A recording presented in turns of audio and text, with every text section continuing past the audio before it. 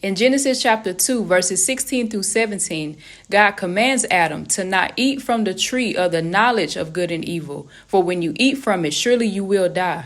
Genesis chapter 3, verses 1 through 5, the evil serpent lures Eve to disobey God's command by enticing her to the knowledge of good and evil. They were to live forever in paradise with God as long as they obeyed his command and not exposed themselves to evil. But they were exposed when the evil serpent tricked her out of believing what God said to them, causing her to doubt the very words of her Creator. In Genesis 3:13, Eve says, "The serpent deceived me." The definition of deceive is to believe something that is not true in order to gain some personal advantage. And as we know, the serpent had evil ulterior motives. She says deceives, admitting, "I was led to believe in something other than your command."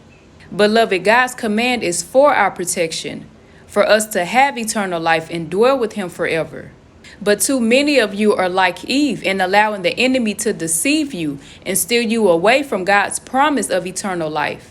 Take heed to what God told Cain in Genesis 4 verse 7. Sin is crouching at your door. It desires to have you, but you must rule over it. And that starts with believing in God's words and obeying his commands.